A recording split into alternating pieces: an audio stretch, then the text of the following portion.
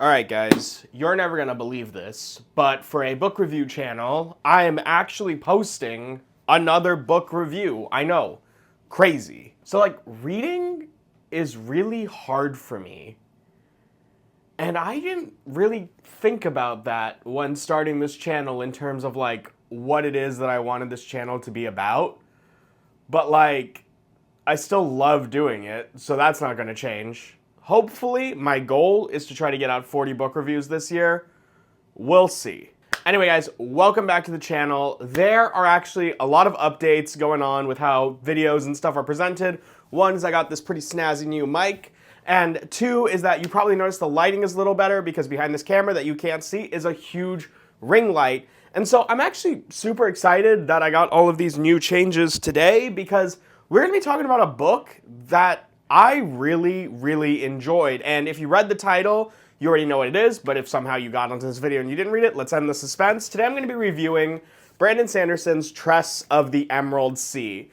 And I have read Brandon Sanderson before. If you remember, if you're like a really early subscriber to this YouTube channel when I wasn't sure what I was going to do, I did these short series where I was like reading Brandon Sanderson's Mistborn and The Final Empire. And I did finish that book.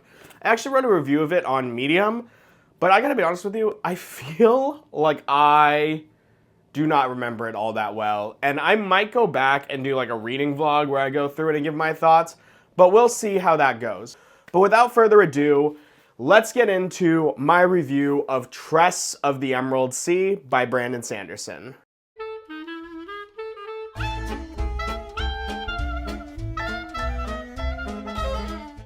So Tress of the Emerald Sea follows a girl named Tress, who we are introduced to as this like sweet girl who washes windows for the Duke of her island. Our island's known as like Diggins Point or the Rock, and she has this like love of collecting cups.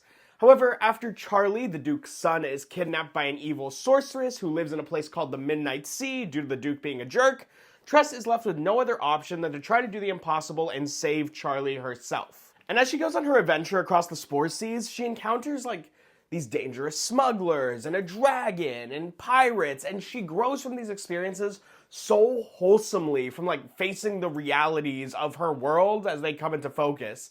And like right away, I just want to get into the strengths of this book because it has been one of my favorites. Like, it's probably my favorite book I've read since reading McMaster's Guide to Homicide, which, despite the title, actually has a pretty similar vibe to Tress of the Emerald Sea. But straight up though, I just want to take a second here to gush about the plot of this book. I compared it earlier to Princess Bride, and honestly, this book just furthers my argument that things do not need to be edgy to be entertaining. This book, like, if I had to pick a word for it, would be, I don't know, whimsical? Like, it feels like you're reading a fairy tale, except like everything is just more detailed than like Hansel and Gretel or whatever. And I mean, the story is pretty linear, and there's really not that much like head hopping or complexity when it comes to the plans. And there certainly isn't like 100 subplots to keep in mind and keep track of, and like, oh, who is interacting with who? Like, none of that is in there. But it's still just stupidly entertaining to read. Like, everything in this book's narrative structure flows so well. From the moment Tress leaves Diggins Point, the ride just doesn't stop. And that's not to say that this book doesn't have its slower moments. It does, but like, I don't really consider that a bad thing because the progression of like one event to the other is just all really smooth and locks well together. And sure, there are some standard like plot conveniences, but honestly, none of that was immersion breaking to me. And I did find that this book, for like the story it tells, is actually surprisingly long. And it's not because I would say like Brandon Sanderson is extremely wordy as an author. He just has like a lot of ideas, and I think it should be fairly noted that perhaps some of this could be considered bloat, but to me, Sanderson could bloat all he wanted in this book, because not only was the world he created really intriguing, and I'll talk more about that when I talk about world building in a second, but the narrator for this book that he chose had an extremely good voice. Hoyt, or like, I think he's called Wit in some other books, is just such a great narrator, and he has such an interesting way of telling the story. Like, there are times where Tress will just be going about the story, and he will just hijack the story to tell us some random tidbit about, like, what's happening in his life. And it was just so unique that even though there were times where I just wanted to know how Tress was going to get out of a certain situation, I couldn't be mad because Hoyd was genuinely getting these chuckles out of me pretty consistently. Honestly, it only served to make me want to read more of the Cosmere just to know more about Hoyd's story. I think, like, in overall plot structure things, if I had to give the story like a note, I'd say that it's fairly predictable. Like, I can think of only a few moments, like when I was like tearing through the pages because I was so like in suspense about what was gonna happen next. Like, Crow and the Dragon is the main outlier, but like I would say about for 80% to 90% of the story, I had a fairly good idea of where the story was gonna go. And there is a twist in this book, and I did think that the twist was satisfying. I figured it out before the conclusion. For people that are just coming to hear someone else gush about this book, if you know the twist I'm talking about, I figured it out right before entering the Midnight Sea. I don't know what that means for you guys, but honestly, it was just a really fun book to read from cover to cover, and I just appreciated the simple joy that I got out of reading Tress. Also, important to mention this, but I think I should say something. The ending of this book hits. Like, if you are tired of sad endings to your fantasy books, you should pick up this book just because it ends happily. Like, it'll make you feel happy, and honestly, I think everybody needs to read a story that makes them feel happy from time to time. Like, you can love grimdark all you want, more power to you, but sometimes it does not hurt to read a book that's going to make you happy at the end of it, and I would recommend Tress. In my opinion, though, the plot does not have to be super complex, especially in a story like this one, and even more especially when you have a great crew of main characters to work with. And obviously, not every single character in this book is going to get George R. R. Martin levels of attention to detail. Like, I mean, Sanderson literally names most of the crew on board the Crow's Song, the ship where this book takes place, Doug, because of just how unimportant the characters are. Like, they all share the name Doug. But if their character does get a name, they're compelling, except for Laggert, whose character trait was just being mean, but you know, we can't have all bangers. There's always one stinker. Always. Let's start with Tress, though, who was actually my favorite character in the book, which is rare for me. I mean, I normally like our protagonists, but to be outright my favorite is sort of rare when it comes to fantasy books. What I can say, though, is that I love a story about wholesome maturity, and Tress going on this adventure from like window washer to prisoner on a smuggler ship to being trapped on a pirate crew, her growth is just so fun to read. And I think so much of that enjoyment comes because she still remains such a pure-hearted character throughout all her trials. She constantly reflects on how things that like used to mean so much to her, or how she used to behave in a certain way before going on a journey now feels so alien to her. But even when she says that, she never loses her core values, and in so many ways, it's almost like a reflection of how when a kid leaves their home for the first time and experiences the real world, like, yes, it changes you to an extent, but if you were raised with like a strong foundation like Tress was, the core essence of who you are remains the same. Personally, I think that the way that Tress grows as this thinker and tinkerer is extremely charming, and how Sanderson uses her to play with like the love conquers all cliche is such a dynamic way is awesome. Like, Sanderson starts the book making you root for Tress, and she never does anything to make you want to stop rooting for her. And I think that's just like proof of a spectacularly written character. I mean, there were times where I wanted to reach through the pages of this book and pat Tress on the shoulder and go like, oh, honey, no. But never did I feel like I wanted to just grab Tress by the throat and be like, Tress, stop being an idiot. And you know what? I appreciate that. Captain Crow, on the other hand, is the exact opposite type of character, and the foil between these two is really well written. Like, Sanderson uses this pair to play so much with this idea of how, like, I think the idea he was working with here is how, like, the strong constantly underestimate the weak.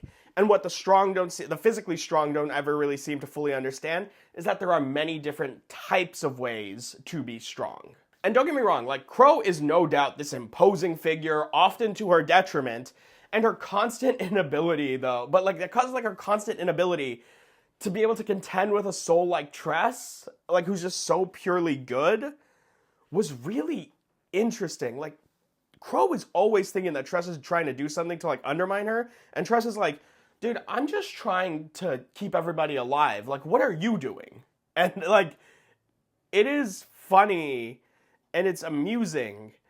I think amusing is probably the better word. Funny makes it sound like it was played up for jokes, but it is amusing to just watch Crow being like, what is this child on my ship? Like, there are multiple times in this book where the two are playing mind games with each other, And Tress is aware of the mind game. She's not stupid. And so, like, those moments probably serve as, like, the bulk of the tension through the story. Even though I didn't feel like there needed to be so much tension in the story to get me going. It was more of a fun adventure. But when the book needed tension, the dynamic between Crow and Tress delivered on it almost every time. Then there are the characters of Soleil, Anne, and Fort, and they kind of make up the main allies or like quest companions for Tress on her mission to go and save Charlie. And while I can't say too much about them without spoiling their characters, I did appreciate how they were all there with more than just the singular purpose of helping Tress, and they all had their own goals and lives that were being impeded by the desires of Crow. They also, like, almost in the spirit of One Piece here, they all had their own, like, character gags, and I feel like most of them worked pretty well. Soleil and Anne's were definitely the funniest, and Fort's was but I really loved them all as characters by the end of the story. I also kind of enjoyed that due to them all being, like, significantly older than Tress, they all kind of contribute to Tress's coming of age in their own unique ways, and the way Tress returns the favor to them throughout this book was just wholesome. Like, oh my god, if you know what I'm talking about, like, it made my heart feel so warm. And I love when a book can do that, because I don't read that many books that make me do that, and it really makes me feel like I gotta read more. Again, like, this book gives me big Princess Bride vibes, and like especially with the main cast, and truthfully, I cannot stress how much of a compliment that is, like, coming from me. But I think it's about time I talk about this book's calling card, and if it is not Hoid's narration for you, then it's the world building, which blew me away. And the fact that this book is kind of just like a throwaway project for Sanderson amazes me. Like, as someone who writes, and I write like a low fantasy Percy Jackson style project, that's what I'm working on right now, the creativity that Sanderson has baffles and frankly infuriates me. The biggest, I think, thing, I guess, look at my vocabulary here, about the world that Tress lives on is the oceans, which makes sense though, because this is a pirating book in a lot of ways. But the seas, as is really like pointed out to you in this very unique narration style, are not made of water, they are made of something called spores. And spores are, well, like spores, I don't know how to explain them, they're spores. But when those spores are hit by water, they activate to these monstrous effects depending on like the color of the spores. Like, some spores will sprout vines that entangle you or ships and choke you or drag you down to the bottom of the ocean. Other shards are crimson, and they create these like crimson jagged rocks that can like cut through a hull of a ship in like one strike. Some of them cause explosions and are used to like set off cannons, and others can literally create monsters or like familiars, I guess, that can drain a person of all of their water in like response for serving you. Like, the cost is you give them so much water that you almost die of dehydration, but they will serve you and be extremely powerful and dangerous. The spores in the series are manipulated by people called sprouters, which is like a job that lets you like, oh, okay, you know how to work with spores, so you are important for ships, or you're important for combat. And so, like, I guess that would be the main magic system. And it's fun. Like, I expected it to be great, considering this is the same man who gave us, like, allomancy, a power system based on ingesting metal.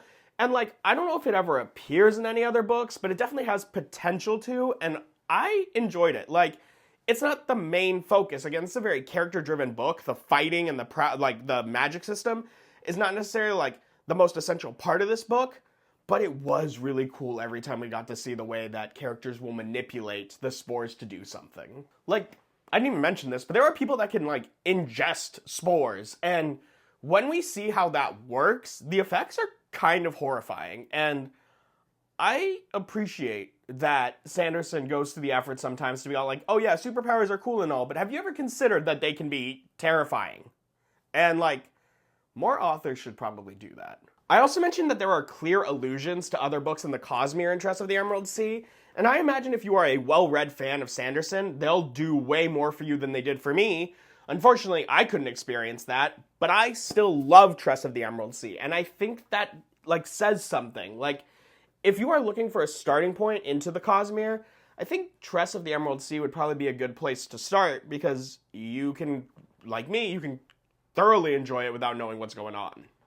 Honestly, I kind of wish I had waited until later in the year to talk about this book, because saying that this book is my favorite book I've read all year right now feels really unimpressive. But, like, please take that in the spirit I meant it. Genuinely, this book was so much fun. And I also imagine if you're a quick reader, you could probably knock this book out in a couple of days. Like, it took me a while because I read super slow, but if you could read fast, you could probably bang this book out. So if you haven't read it yet, I really recommend you pick it up and read it. And if you have read it, I'd really love to know your thoughts on Tress of the Emerald Sea in the comment section below. And while you're down there, if you could do me a favor and like and subscribe to the channel, that would be huge because I am currently on a mission to hit 2,000 subscribers by 2026, and anything helps. But really, guys, in terms of reading, Tress was a great way to start my year, and I am looking forward to bringing you hopefully way more reviews in the future this year. Also, quick note before signing off, yes, I still do stream video games. I just moved that content onto Twitch, so you can check out my streams and the link to my Twitch in the description. And I think I will still be doing live streams on YouTube. I'm thinking about doing like a Dawn to Dawn read through because a good friend of mine recommended it to me, and I figured it could be fun to stream the experience. But with all of that said, thank you all so much for watching. Stay warm out there in this freezing climate we're in right now, and until next time, peace.